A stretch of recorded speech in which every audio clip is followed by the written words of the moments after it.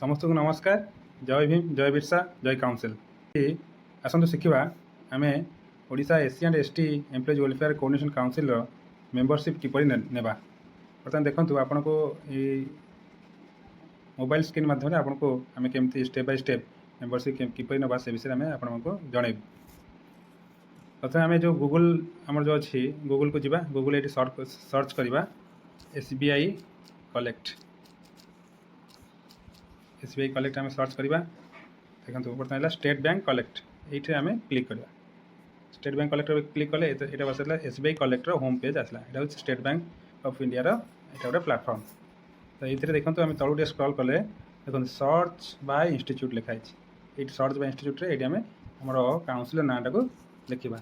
आम काउंसिल ना हूँ Odisha SC and ST employees welfare coordination council. देखो ओडिशा लिखिले ही ये देखो ओडिशा लिखिले ओडिशा लेबर वेलफेयर बोर्ड आसला। Next Odisha mining corporation limited आसला। नेक्स्ट ओडिशा नर्सिंग बोर्ड आसला। तलू देखो आम काउंसिल नाटा देखा Odisha SC and ST employees welfare coordination देखा। क्लिक करदे देखो बर्तमान आसले आम एसबीआई कलेक्ट आम काउंसिल पेज को आसीगले। Odisha SC and ST employees welfare coordination council यहाँ जोटा अच्छी आम आड्रेसटा अच्छी धरमबिहार खंडगिरी भुवनेश्वर आड्रेसटा अच्छी। बाबा साई फोटो अच्छी, लोगो अच्छी। यहाँ हूँ आमरी एसबीआई कलेक्ट देखिए आमको यूज करने पेजटे पोर्टाल। देखो ये तीन गार अच्छी होम ट्रांजैक्शन हिस्ट्री फैक्स ये कस्टमर सपोर्ट अच्छी। तेणु बर्तमान आम तलू को स्क्रॉल करके जावा। देखो ये लिखाई एंटर पेमेंट डिटेल्स। ये सिलेक्ट माई एनी कैटेगरी आम कौन करने चाहूँचे आनुअल मेंबरशिप धरतु नापी चाहूँचे। तो आनुअल मेंबरशिप मारिबा मारे आम किसी डिटेल आमको भरिया पड़ो। देखो नेम तो मुझे भरबी रंजन ना गोटे डेमो आपण भरुची रंजन हेम्ब्रम भरली। HRMSI ID employee ID number यहाँ आपर पाखे अच्छी उपलब्ध अच्छे दवाई चाहते देवे। अदरवाइज आप एस लिखे समस्त ओडिशा स्टेट गवर्नमेंट एम्प्लॉय मानी यहाँ प्रযোज्य अटे। तो एस लिखिले तापर सर्विस धरतु आप टीचर अच्छे टीचर लिखिले। नेक्स्ट पोस्टिंग ब्लॉक धरतु भुवनेश्वर ब्लॉक रे आप पोस्टिंग अच्छी भुवनेश्वर लिखिली। तापरे पोस्टिंग डिस्ट्रिक्ट खोर्धा लिखिली। मोबाइल नंबर धरतु मोबाइल नंबर आपंकर अच्छी आप मोबाइल नंबर अच्छी जहाँ थी आप भरवे। धरतु मुझे मोबाइल नंबरटा दूसरी 8885 मोबाइल नंबर जहाँ थी आप भरले। तापर मेंबरशिप ईयर 2025। तापर ये 100 टका यहाँ कंपलसरी आनुअल मेंबरशिप 100 टका। रिमार्क किसी भरियार आवश्यकता नहीं। आ एंटर योर डिटेल्स पुणी मोबाइल नंबर मागुचे। यहाँ हूँ स्टेट बैंक वेरिफिकेशन दरकार। तो ये आप मोबाइल नंबर तो भरदे। जानते आपंकर मुझे डेमो भरुची मोबाइल नंबरटा आप जहाँ मोबाइल नंबर थे भरवे।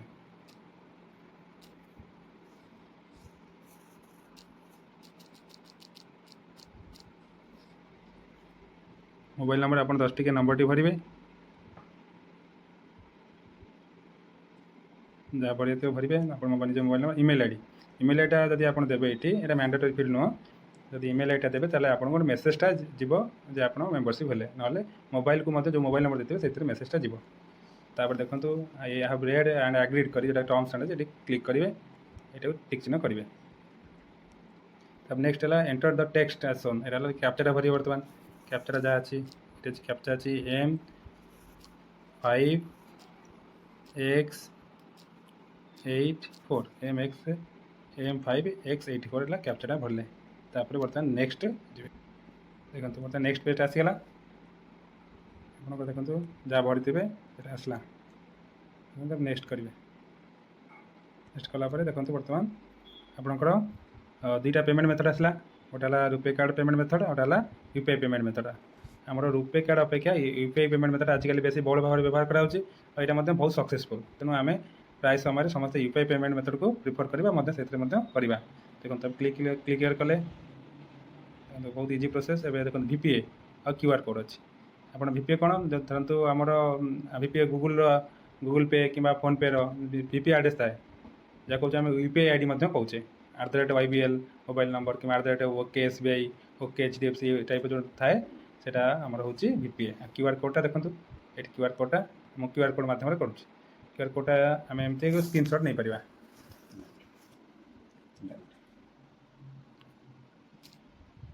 এটা QR কোডটা ଆପଣଙ୍କର ଗଲା।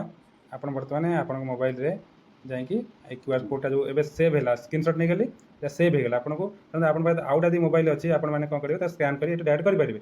ନହେଲେ ଏହାର ସ୍କ୍ରିନଶଟ୍ଟା ନେଇକି ଆପଣ ଫୋନ୍ପେ ଯିବେ କିମ୍ବା ଗୁଗଲ୍ ପେ ଯିବେ, ଯାହା ଅଛି ଆପଣଙ୍କର ୟୁଜ୍ କରୁଛନ୍ତି, ସେଥିରେ ଆପଣ ଯାଇକି ଏଇ ମଧ୍ୟ କରିପାରିବେ।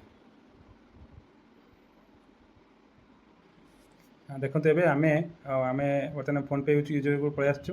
ଏଠି ଦେଖନ୍ତୁ ସ୍କାନ୍ କରିବା ପାଇଁ ଗୋଟେ ଅପସନ୍ ଥାଏ ଆପଣ ସମସ୍ତଙ୍କର, QR କୋଡ୍ ସ୍କାନର। ଏଥିରେ ଆସିବେ, ଏଥିରେ ଆସିଲା ପରେ ଦେଖନ୍ତୁ ଅପଲୋଡ଼ QR ଲେଖା ଗୋଟେ ଅପସନ୍ ଅଛି। ସମସ୍ତଙ୍କ ମୋବାଇଲରେ ଫୋନ୍ପେ ବା ଗୁଗଲ୍ ପେରେ ଥାଏ। এটা ପ୍ରାୟ ବହୁତ କମ୍ ଲୋକ ଜାଣିଥାନ୍ତି ଯେ ଆମେ ପ୍ରାୟ ସମୟରେ କ'ଣ କରୁ, ସ୍କାନ୍ କରି କରିଦେଇଥାଉ। କିନ୍ତୁ ନିଜ ମୋବାଇଲରେ ମଧ୍ୟ ଯଦି ଗୋଟେ QR କୋଡ୍ ସେଭ୍ ଥାଏ ବା ଆମେ ସ୍କ୍ରିନଶଟ୍ ନେଇଥାଉ, ତାକୁ ମଧ୍ୟ ସ୍କାନ୍ କରିପାରିବା, ନିଜ ଗ୍ୟାଲେରୀରୁ ଯାଇକି ସ୍କାନ୍ କରିପାରିବା। ଦେଖନ୍ତୁ ଏଠି ଅପଲୋଡ଼ QR ଅଛି, ଏଠି ଦେଖନ୍ତୁ ଏଇଠି ଆପଣଙ୍କର ଗ୍ୟାଲେରୀକୁ ପଳେଇଲା। ଅପଲୋଡ଼ QR ମାରିବେ, ଆପଣଙ୍କର ଗ୍ୟାଲେରୀକୁ ପଳେଇଲା। ଦେଖନ୍ତୁ ଆପଣ ପ୍ରୋସିଡ୍ ଟୁ ପେ କରି ଆପଣ ପେମେଣ୍ଟ କରିପାରିବେ, ନିଜର କରିପାରିବେ, ମାନେ ନିଜର ପିନ୍ ଦେଇକି ଆପଣ ନିଜର ପେମେଣ୍ଟ କରିପାରିବେ। ବର୍ତ୍ତମାନ ଦେଖନ୍ତୁ ଯେହେତୁ ଆମେ 100 ରୁପି ଦେଇଦେଲୁ, ବର୍ତ୍ତମାନ ଆମର ପେମେଣ୍ଟ ସକ୍ସେସଫୁଲ୍ ହେଇଗଲା ବୋଲି ଏଠି ଦେଖନ୍ତୁ ଟିକ୍ ଚିହ୍ନ ଆସିଲା, your transaction has been successfully completed. ତ ଏଇଟା ଦେଖନ୍ତୁ ସକ୍ସେସଫୁଲ୍ ହେଇଗଲା। ଏହା ଛଡ଼ା ଆମେ ମଧ୍ୟ ଆମର ଟ୍ରାଞ୍ଜାକ୍ସନ୍ଟା ଦେଖନ୍ତୁ ବେଳେବେଳେ ସକ୍ସେସ୍ ହେବ କି କ'ଣ ହେବ, ତାକୁ ମଧ୍ୟ ଆମେ ବହୁତ ଦିନ ପର୍ଯ୍ୟନ୍ତ ମଧ୍ୟ ଚେକ୍ କରିପାରିବା, ଆମେ କେବେ କ'ଣ ଟ୍ରାଞ୍ଜାକ୍ସନ୍ ଦେଇଛେ ନ କରିଛେ।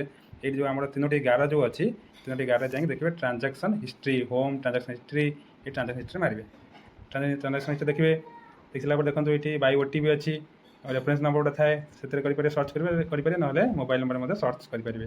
ଏଠି ମୋବାଇଲ୍ ନମ୍ବର ଲେଖିଲେ, ତେଣୁ ଆପଣ ଯାହା ମୋବାଇଲ୍ ନମ୍ବର ଦେଇଥିବେ ତେଣୁ ମୋବାଇଲ୍ ନମ୍ବରଟି ସର୍ଚ୍ଚ କରିବେ,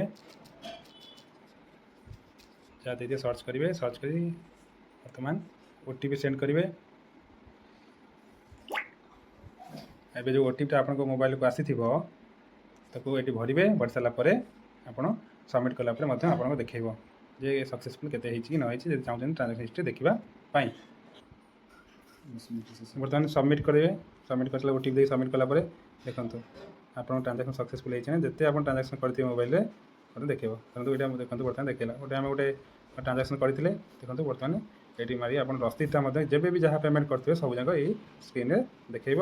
ଏଠି ଆପଣ ମାରିକି ମଧ୍ୟ ନିଜର ରସିଦ ମଧ୍ୟ ଡାଉନଲୋଡ଼ କରିପାରିବେ, ଯାହା ଯେତେବେଳେ କରିଥିବେ ରସିଦ ମଧ୍ୟ ଡାଉନଲୋଡ଼ କରିପାରିବେ। ଦେଖନ୍ତୁ ଏଠି ମଧ୍ୟ ଆପଣଙ୍କ ପ୍ରିଣ୍ଟ ଅପସନ୍ ଅଛି, ପ୍ରିଣ୍ଟ କରିପାରିବେ, PDF ସେଭ୍ କରିପାରିବେ। ଏଇଭଳି ଭାବରେ ଆପଣ Odisha SC and ST employees welfare coordination କାଉନସିଲ୍ର ମେମ୍ବରସିପ୍ ନେଇପାରିବେ। ଯଦିଓ ଏଇଟା ବୁଝିବା ପାଇଁ ଥିଲା, ଭିଡ଼ିଓଟା ଥିଲା ପାଖାପାଖି 10 ମିନିଟ୍ ଲାଗିଗଲା ବୁଝିବା ପାଇଁ, କିନ୍ତୁ ଆପଣ ଯେତେବେଳେ କରିବେ ଏଇଟା ମ୍ୟାକ୍ସିମମ୍ ଆପଣଙ୍କୁ 3 ମିନିଟ୍ ନେବ। 3 ମିନିଟ୍ରେ ଆପଣ SC and ST employees welfare coordination କାଉନସିଲ୍ର 3 ମିନିଟ୍ରେ ଗୋଟେ ମେମ୍ବର ହେଇପାରିବେ। ତେଣୁ ଏଇ ଭିଡ଼ିଓଟାକୁ ଆପଣ ଆମ ଯେତେ SC ST ଏମ୍ପ୍ଲୟିମାନେ ଅଛନ୍ତି ତାଙ୍କ ସହିତ ସେୟାର କରନ୍ତୁ, ସେମାନେ ଦେଖିବେ, ଜାଣିବେ, ଆମ ସହିତ ଜଡ଼ିତ ହେବେ, ଆଉ ମେମ୍ବରସିପ୍ଟାକୁ ଆମେ ବହୁଳ ଭାବରେ ଆମ ଏମ୍ପ୍ଲୟିମାନଙ୍କ ଭିତରେ ପ୍ରଚାର ପ୍ରସାର କରିପାରିବା।